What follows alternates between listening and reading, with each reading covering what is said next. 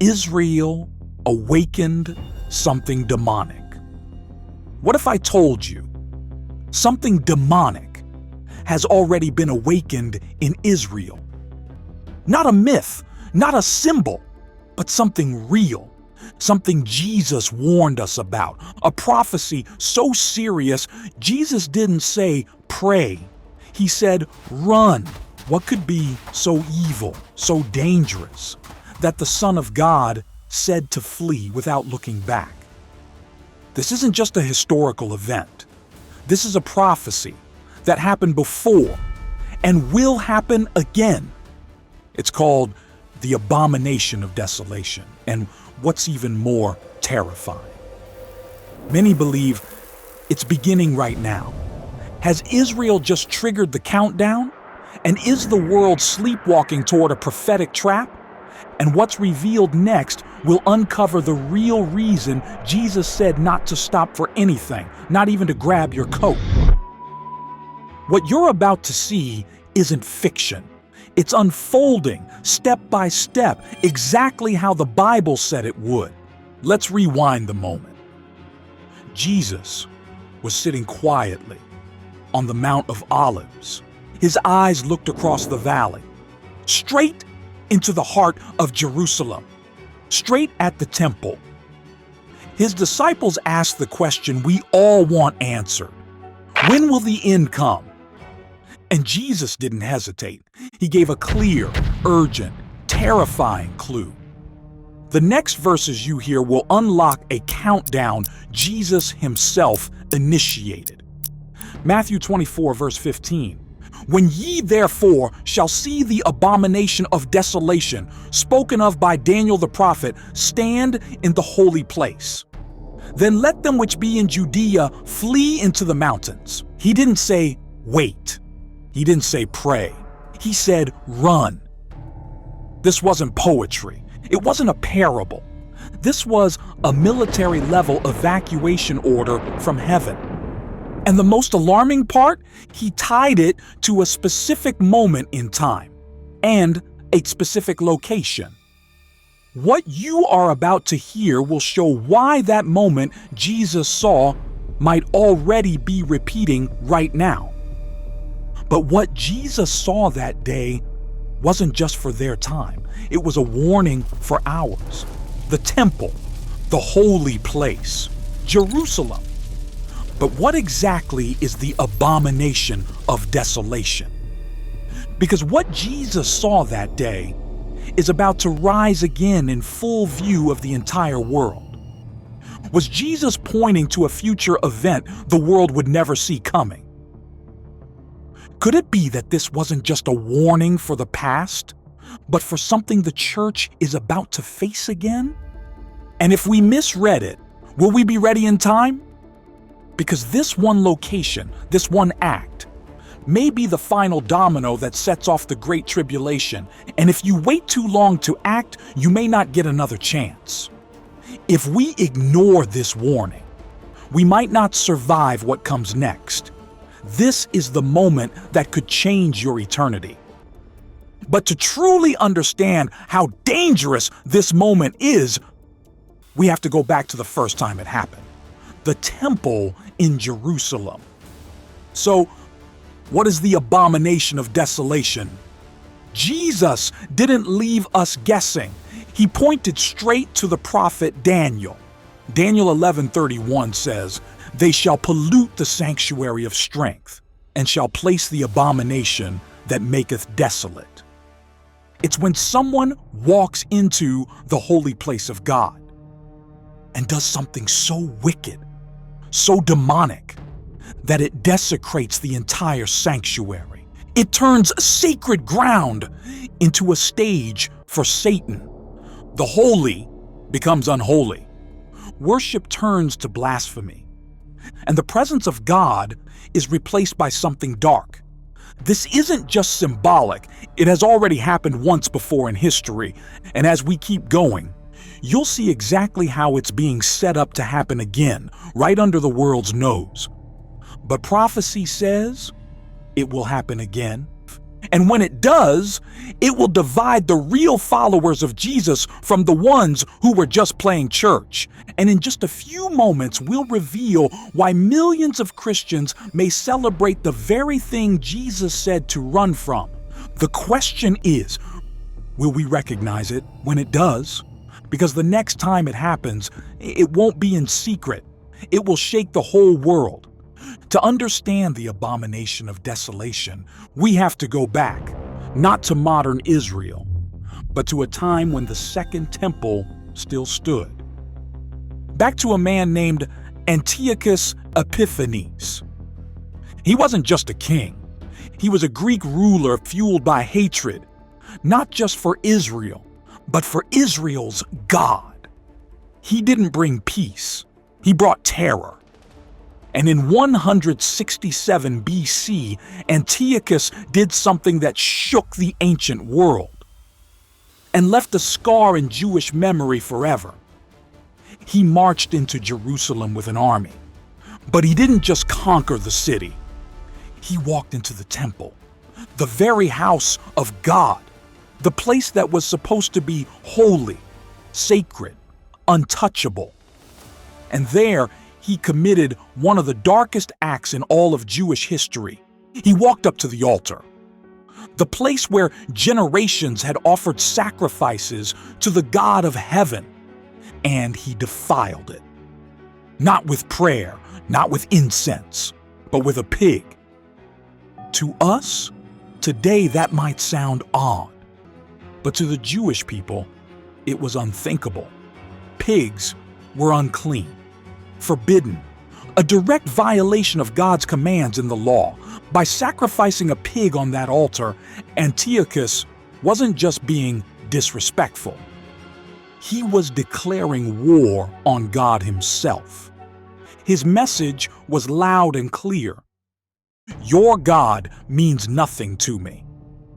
But he didn't stop there. He built an altar to Zeus, a Greek god, right inside the temple, the most sacred place on earth, transformed into a shrine for a false god. Imagine walking into a church and seeing an idol standing where the cross should be. That's how it felt. That's the level of desecration. And what started in one building is about to echo across the entire earth. And then the persecution began. They were forbidden to pray, forbidden to honor the Sabbath, forbidden to obey the law of God. Anyone who resisted was executed. Women were murdered for circumcising their sons. Scrolls of scripture were dragged into the streets and burned. Faith was outlawed. It wasn't just a military invasion. It was a spiritual takeover. And for a time, it worked. The altar was silent. The temple was desecrated. The people were crushed. But as the darkness deepened, a prophetic pattern began to emerge, one that Jesus himself would later confirm. But that wasn't the end of the story. Because what Antiochus did was only the first shadow. What comes next will be far more terrifying. It was only the dress rehearsal. The real act is still to come. Jerusalem fell silent. The people were crushed. The temple desecrated. The worship of God stopped cold, and the land left desolate. That's why the Bible uses two words, abomination. Because what happened was disgusting in God's eyes. Desolation. Because it left behind nothing but ruins, emptiness, and hopelessness. It was so dark, so devastating. Many believed it was the end of the world, but it wasn't the end. It was only a shadow, a warning, a preview of something even worse. Because over 200 years later, Jesus stood on the Mount of Olives, looked across the valley at that same city, and said something chilling. It will happen again. And do you know what? This time, it won't just desecrate a temple. It will trigger a global collapse. Let that sink in. Even after all the pain Antiochus brought, even after the bloodshed, the idols, and the desecration, Jesus said a greater abomination was still ahead. And this is where everything changes. Because if it happened once, and Jesus himself said it would happen again, then the question isn't if it's coming. The question is, are we standing at the edge right now? Because the next abomination won't stay in Jerusalem. It will shake the whole world. History doesn't just repeat itself. Prophecy repeats itself. And the signs? They're already forming. Now pay close attention, because this is where the prophecy turns real, fast. There is no Jewish temple standing in Jerusalem right now. The first temple? Destroyed by Babylon. The second, torn down by Rome in 70 AD. But the Bible is clear. A third temple will rise. And once it does, nothing will be the same again. And the preparations? They've already begun. Right now, inside Israel. There are groups training a new generation of priests. They're rebuilding sacred temple vessels according to Scripture. They've bred red heifers, pure and spotless for ritual purification, just as required in the book of Numbers. They've drawn up blueprints based on ancient instruction. The Temple Institute in Jerusalem is ready. All they need now is the green light to build. And once that green light appears, everything we've discussed so far will move from theory to reality. And once that third temple rises, the prophecy clock doesn't just start ticking, it starts racing. And once it starts, you won't have time to decide what you believe. You'll have to live it or lose everything. Because Scripture tells us the abomination of desolation will stand inside that temple. And when that happens, everything changes. But even before it happens, the world will be celebrating a lie. Will it be built in peace, or will war pave the way? Either way, what comes next has already been written. Now pay attention. This is where things take a terrifying turn. The world will celebrate the rebuilt temple. They'll cheer. They'll say, "Finally, peace in Jerusalem." The altar will burn again. The sacrifices will return. Priests will sing. And the world will think revival has come. But they'll be wrong, because what looks like peace will become the world's deadliest trap. Because the Bible warns, in the middle of this peace, something dark will enter. A man will walk into the temple. Not just any man. A man the Bible calls the beast, the son of perdition, the Antichrist.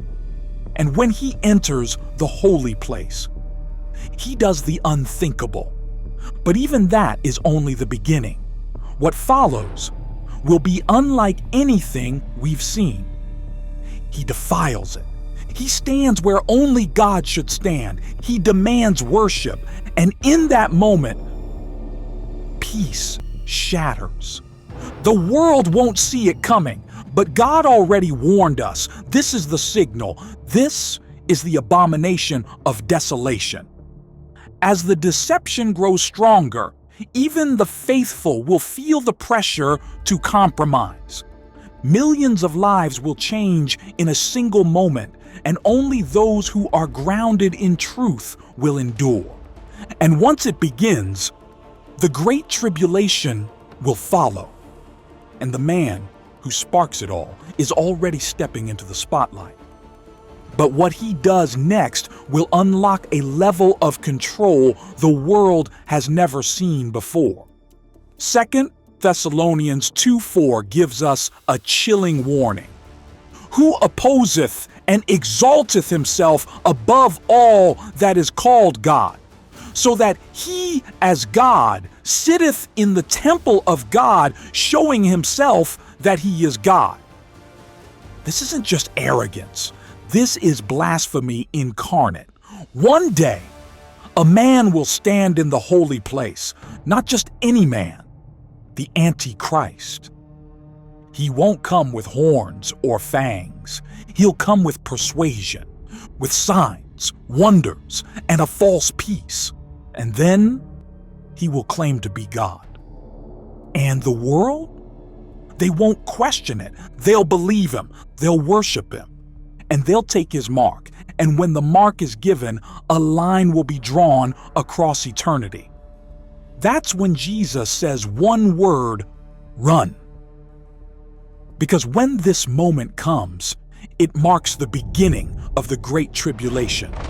There will be no pause button, no reset, just the raw test of who you really belong to, Jesus or the beast. Each decision after this point will determine destiny in terrifying clarity. A time of suffering so intense, Jesus said, there's never been anything like it. And there never will be again, not just in Israel, but across the entire earth. This is the tipping point. And once it starts, there's no turning back. And the longer you wait to prepare, the more vulnerable you become. Because what begins in one city will soon engulf the entire world. Imagine this. Jerusalem is alive. Music fills the air. The sun glows over Mount Zion. The temple doors, sealed for generations, now stand wide open. Sacrifices return. Priests lift their voices in praise. Families fill the streets, dancing, weeping, blessing the God of Israel. It feels like prophecy is being fulfilled, a holy revival. A long-awaited promise finally kept. But then everything stops. The music fades to silence. The laughter dies. And all eyes turn to one man walking toward the temple. He moves with confidence. He wears peace like a mask. But behind his calm is something cold, the Antichrist. And what he's about to say will split history in half. At first, he says nothing. He enters the holy place, not with humility, but with pride. He does not bless the people. He does not read the Torah. He does not bow. He turns to the altar, raises his voice, and declares, I am God. The priests are frozen. Some fall to their knees in horror. Others flee the sanctuary in panic. But it's already too late. And in that moment, millions will realize they were never ready in seconds. Celebration becomes chaos. Joy becomes dread. Soldiers march in. Worshippers are dragged out. Believers are hunted. The temple is desecrated, and the Holy Land becomes a place of desolation. But even this horror is not the end. It's only the doorway to what Jesus called the worst time in history. Is this the final signal Jesus warned about? Could this moment be the final key to unlocking the Great Tribulation? What began as a dream ends as a nightmare. And this is the moment Jesus warned us about. This isn't just a warning to Israel. It's a wake-up call for every believer alive. Your faith will be tested. The moment when the abomination of desolation stands in the holy place and the final countdown begins. And from that moment forward, the beast system won't just rise. It will take over everything. The question is, will we see it coming? Or will we be too distracted, too comfortable, too late? From that moment on, the beast system doesn't just rise, it takes over. it stops being a prophecy and becomes a global reality. And once this system is fully in place, every line between good and evil will be tested. Revelation 13 paints the scene in chilling detail. And he causeth all, both small and great, rich and poor, free and bond, to receive a mark, that no man might buy or sell, save he that had the mark. This was always the destination. The abomination of desolation isn't the end of the story. It's the trigger. This trigger will decide who gets to live free and who falls into eternal chains. It will affect your future forever. The moment that opens the final door, the door the whole world will walk through, and once that door opens, there's no going back. What comes next is no longer hidden digital currency, global tracking, identity systems that decide who gets to eat, move, or speak. Worship will be weaponized, and the image of the beast will demand loyalty. And those who say no, those who refuse to bow, they will be erased, shut out, cut off, watched, hunted, silenced, or worse, killed. This isn't science fiction. This isn't a theory. This is Bible prophecy, and it's already unfolding in plain sight. Many seem to be confused because they do not understand the book of Revelation. However, what if there was an animation showing the entire book? Well, we created that. And to watch that, click here.